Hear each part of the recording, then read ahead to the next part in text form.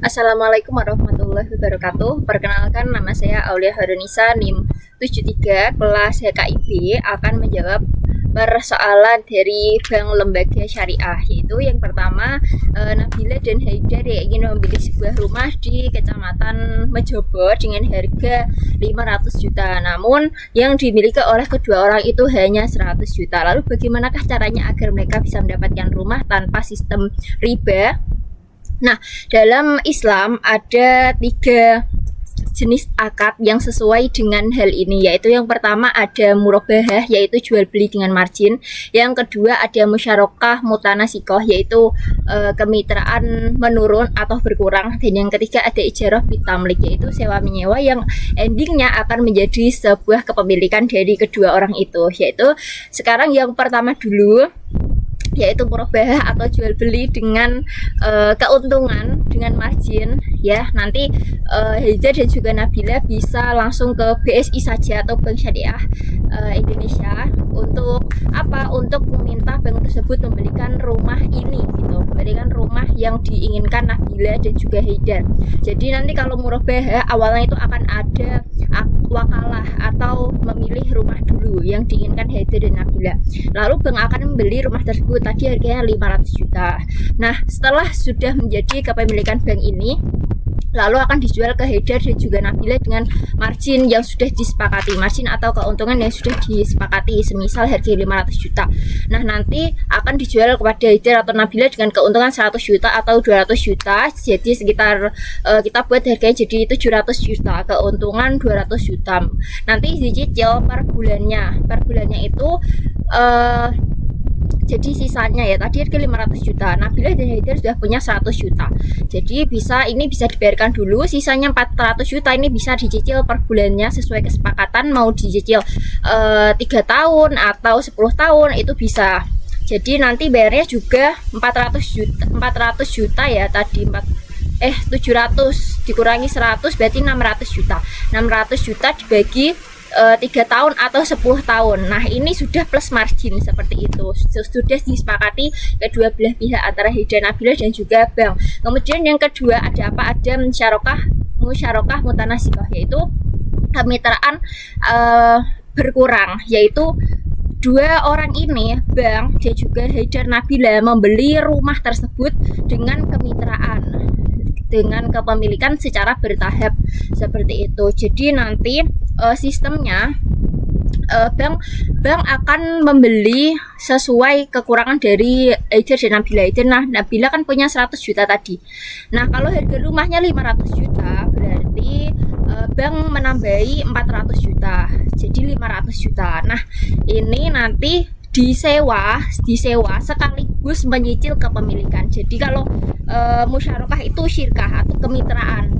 Jadi yang punya rumah ini nanti mereka berdua, bank dan juga Haidar Nabila. Misal banknya itu tadi ya, banknya kan bayar 400 juta kita anggap 85%, sedangkan Nabila tadi 100 juta kita anggap 15%. Jadi kepemilikan bank ini 85% dan juga Nabila Haidar ini 15%. Nah, cara sewanya itu nanti bagaimana? Cara sewanya itu uangnya sebentar ya, saya lupa. Jadi nanti cara bayar sewanya itu kesepakatan antara kedua belah pihak, Haidar, Nabila dan juga bank. Kita lihat harga sewa pasar saat itu, misalnya per bulan itu 5 juta. Nah, jadi mereka akan bayar sewanya per bulan 5 juta plus dengan menyicil pembelian rumah tersebut. Jadi harga yang tadi 400 juta kan, sisanya 400 juta dibagi 400 juta dibagi, misal dicicil 10 tahun berarti 120 bulan. 400 juta dibagi 120 jadi 3.300.000. Nah, itu harga pembelian tetap setiap tahunnya, setiap bulannya gitu. Setiap mereka bayar pasti membayar itu tidak naik turun ya. Yang naik turun itu sewanya, karena tadi mutanasikoh itu artinya berkurang. Jadi nanti kan kepemilikan bank tadi 85%, hitungan sewanya itu tadi 4 juta, kita buat 4 juta saja per bulan. Sewa pasarnya 4 juta per bulan. Nah, banknya tadi kepemilikan 85% dikali 4 juta, jadi 3.500.000 ya. Jadi 3.500.000 ditambah 3.300.000, mereka bayar per bulan 6.800.000 selama 10 tahun. Tapi kalau di musyarakah mutanasikoh ini sewanya itu akan menurun ya, semisal sudah di tahun ke-10 ya, di cicilan ke-119 itu kepemilikan bank kan 0, jadinya mereka sewa itu nggak bayar sewa 0, sewanya itu 0. Kalau misal mereka kepemilikannya menurun, banknya 75%, yang Haidar sudah 50% ya, misal 75 berarti 35, 25, banknya 75 dikali 4 juta tadi. Nah, segitu bayar sewanya. Yang tetap itu tadi harganya 400 juta dibagi 120 bulan 3.300.000 itu yang tetap. Nah, yang ketiga ada ijaroh pitamlik. Ijaroh pitamlik itu juga sama, sewa menyewa yang akhirnya akan menjadi sebuah kepemilikan. Namun sistemnya itu seperti kontrak. Seperti kontrak, misalnya dikontrak 10 tahun. Jadi selama 10 tahun ya dia akan bayar misalnya 7 juta lah, 7 juta per bulannya. Itu akan terus sampai 10 tahun. Jadi setelah 10 tahun kelewat baru dia bisa melanjutkan mau diperpanjang atau dibeli dengan nominal yang sudah disepakati, seperti itu. Nah, dalam hal ini yang paling menguntungkan untuk Haidar dan Nabila yang bisa diambil adalah mutanasikoh bitamlik, karena mutanasikoh musyarakah mutanasikoh. Karena apa guys? Karena kemitraan ini sangat menguntungkan Haidar dan Nabila. Secara status kepemilikan mereka sudah mendapatkan status, namun memang sertifikatnya bisa atas nama bank, bisa atas Haidar dan Nabila. Tapi kalau murabahah atas nama bank, sampai itu lunas baru atas nama Haidar dan Nabila, karena itu sebagai jaminan. Yang kedua ada hak menempati. Hak menempati ini Haidar dan Nabila sudah bisa menempati karena itu memang sudah milik mereka, seperti itu. Kalau yang ketiga ada pembayaran bulanan. Pembayaran bulanan bisa berkurang sesuai tadi masa sewanya, kepemilikan sewanya berapa persen. Kalau murabahah itu dia tetap sampai ending itu tetap seperti itu. Terus dasar hukumnya kalau murabahah jual beli, kalau musyarakah itu kemitraan atau perkongsian bagi gitu ya. Kalau yang kelima sertifikat tadi sudah saya jelaskan. Kalau murabahah itu atas nama bank sebagai jaminan, kalau musyarakah itu atas nama atas nama kedua belah pihak atau salah satu tergantung kesepakatan. Nah, yang keenam ada risiko kerusakan. Risiko kerusakan itu kalau murabahah ditanggung oleh nasabahnya, tapi kalau musyarakah itu ditanggung oleh banknya, karena itu ini kan ditanggung kedua belah pihak, bisa bank bisa nasabah gitu, karena itu kan tergantung pemorsiannya. Banknya 85 berarti dia bertanggung jawab 85%, Haidar 15%, seperti itu. Terus yang ketujuh ada pelunasan dipercepat. Nah, pelunasan itu bisa dipercepat sesuai kalau murabahah sesuai jual beli plus margin tadi, tapi kalau musyarakah tadi sewanya bisa berkurang. Nah, seperti itu. Mungkin yang pas untuk Haidar dan Nabila bisa mengambil musyarakah mutanasikoh. Sekian jawaban nomor 1 saya. Nanti akan saya lanjut jawaban kedua karena ini sudah 8 menit. Terima kasih. Next video.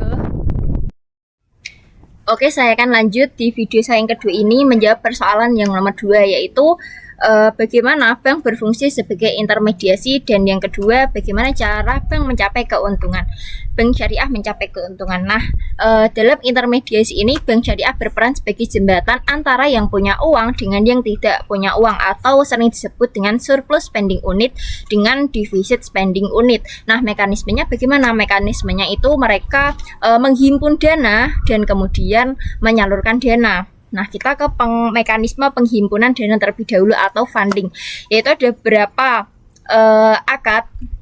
berapa hal di bank syariah. Yang pertama itu ada mudharabah atau bagi hasil.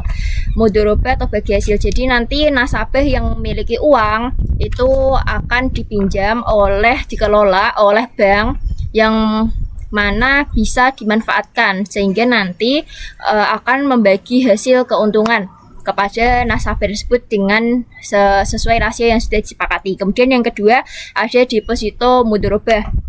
Jadi kalau deposito mudharabah itu keuntungannya lebih banyak. Karena apa? Karena dia berjangka lebih lama dan juga untungnya pastinya lebih banyak lagi.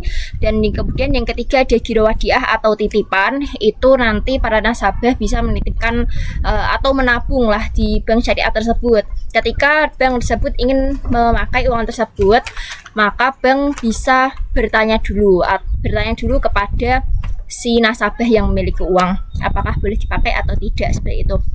Kemudian mekanisme penyaluran dananya atau financingnya itu bagaimana? Yang pertama itu ada murabahah, yaitu membagi hasil murabahah dengan jual beli margin, jual beli dengan keuntungan. Yang kedua ada mudharabah, ya mudharabah juga itu bagi hasil. Nah mudharabah itu baru bagi hasil, dimana nanti bank itu akan memberikan uang kepada pengelola yang ingin membuat suatu bisnis dengan kesepakatan nanti kalau usahanya berhasil maka akan membagi hasil keuntungan yang sudah disepakati, misalnya bank 60%, si pengelola 40%, seperti itu. Nah tadi yang pertama kan murabahah. Nah ini bagaimana? Itu jual beli dengan keuntungan. Misalnya ada seorang nasabah yang ingin beli sebuah mobil dengan harga 200 juta, namun mereka tidak punya uang tersebut. Nah mereka minta ke BSI untuk membelikan mobil itu, lalu BSI baru menjualnya kepada yang membutuhkan tadi dengan margin yang sudah disepakati. Misal 100 juta keuntungannya 50 juta, berarti harganya 250 juta itu bisa dibayar tunai ataupun dicicil. Kemudian yang ketiga ada musyarakah. Nah kalau musyarakah ini dia kemitraan. Ini sangat cocok sekali dengan kemitraan rumah, ya, kemitraan rumah. Nah kalau kemitraan rumah ini nanti dia membayar sewa dengan hasilnya nanti sekalian menyicil kepemilikan rumah tersebut. Jadi misalnya bank memiliki rumah Haida dan Nabila dengan harga sekitar 500 juta, itu nanti bisa dicicil per bulannya, biaya sewa 4 juta plus biaya kepemilikan rumah itu 5 juta, itu dicicil selama beberapa tahun, itu boleh seperti itu. Jadi kemitraan, kepemilikannya bertahap, jadi milik 2 orang. Misalnya banknya itu 85, terus Dedan Nabila 15%, itu akan terus menurun seperti itu. Ini cocok sekali untuk yang punya rumah. Terus yang keempat ada ijarah. Kalau ijarah ini menyewakan mobil, misalnya sebuah ladang, ya, pertanian yang ingin membuat panen besar-besaran kan butuh alat, ya, mobil alat atau apa itu, nanti bank bisa membelinya. Tapi dengan yang ingin menanam tadi itu, yang ingin menanam tadi itu menyewa gitu. Misalnya kontrak selama 1 tahun, per bulannya sewa 5 juta. Nah 5 juta kali 12 bulan seperti itu, nanti baru bisa melanjutkan setelah 1 tahun mau diperpanjang atau dibeli, ya, atau dikembalikan ke banknya. Nah, itu sistemnya fee. Terus yang kelima ada qard. Ini adalah dana yang bisa untuk membantu rakyat-rakyat yang membutuhkan, seperti itu. Nah keuntungannya dari mana? Keuntungannya ini yang pertama ada margin keuntungan, ya, tadi dari murabahah, dari musyarakah, seperti itu. Terus yang kedua ada bagi hasil. Nah kalau bagi hasil ini bisa tadi dari mudharabah. Terus keuntungan dari mana lagi? Dari fee atau pendapatan sewa tadi. Terus yang keempat ada fee based income. Itu artinya ada biasanya biaya transaksi, biaya layanan, biaya, ya, lain-lainnya seperti itu. Jadi sistemnya ini sistem distribusi keuntungannya. Nanti bank akan membagikan beberapa keuntungan para nasabah dengan rasio yang sudah ditentukan. Kayak tadi mudharabah itu kan bagi hasil dengan para nasabah juga. Mungkin seperti itu fungsi bank sebagai intermediasi perantara dari yang punya uang ke yang tidak punya uang. Dan yang tadi menghimpun dana dan penyaluran dana, dan begitulah cara mereka mendapatkan keuntungannya. Sekian, kita lanjut ke video ketiga untuk jawaban nomor 3. Oke, baik, di sini saya akan melanjutkan video yang ketiga, yaitu jawaban nomor 3. Apa saja hal yang dilarang dalam Ya, menjelaskan 3 hal yang dilarang dalam transaksi bisnis syariah beserta contoh-contohnya, serta memberikan pendapat mengenai pernyataan yang sering dikemukakan oleh masyarakat bahwa bank syariah sama saja dengan bank konvensional, tidak ada bedanya. Nah, langsung saja, yang dilarang itu ada 3 hal, yaitu riba, goror, dan juga maisir. Riba itu adalah kelebihan yang diambil dari suatu pinjaman atau jual beli. Contohnya itu contohnya riba nasiah saat kita meminjam uang 12 juta. Nah, itu nanti per jangka waktunya itu nanti pasti akan ada bunganya. Nah, bunga inilah yang dinamakan riba dan itu adalah haram hukumnya. Juga ini itu ketika mengembalikannya telat itu nanti akan mendapatkan riba suku bunga tambahan gitu. Jadi bunga itu tidak jelas, bisa naik bahkan lebih lagi gitu. Berbeda dengan syariah, dalam hal syariah di murabahah itu dia jual beli dengan keuntungan yang sudah disepakati dan juga terbuka. Jadi hal riba ini sangat amat dilarang dalam hal Islam seperti itu, karena adanya tambahan yang tidak menentu. Kemudian yang kedua ada goror. Goror ini adalah ketidakjelasan. Ya, goror ini ketidakjelasan atau penipuan dalam transaksi. Contohnya saja, langsung ke contohnya. Semisal kita membeli sebuah buah yang belum matang tapi kita sudah membayar untuk buahnya, itu hampir sama seperti sistem ijon. Terus juga membeli ikan yang ikannya masih dalam laut, jadi tidak jelas bentuknya, spesifikasinya, seperti itu. Ya, ketidakjelasan inilah yang dilarang dalam Islam, goror. Kemudian yang ketiga ada maisir atau perjudian atau segala sesuatu yang spekulasinya itu mengandalkan keuntungan. Nah, hal ini sangatlah amat tidak boleh dilakukan karena jelas-jelas tidak ada kejelasan seperti itu. Ya, karena mengandalkan keuntungan tadi, jadi tidak diperbolehkan atau namanya maisir ya. Contohnya saja kita mengikuti undian tapi kita disuruh bayar di awal dan keuntungan dari undian itu adalah spekulasi untung-untungan gitu ya, bijan-bijanan, itu tidak boleh. Terus lagi jadi tadi perbedaan antara apakah bank syariah dengan bank konvensional itu sama, jelas sangat amat berbeda ya, karena bank konvensional itu menggunakan sistem bunga atau interest ya. Terus juga kalau di syariah itu menggunakan akad-akad yang sudah jelas sistemnya, seperti murabahah, marginnya itu sudah jelas, seperti mudharabah itu bagi hasil juga itu sudah jelas ya.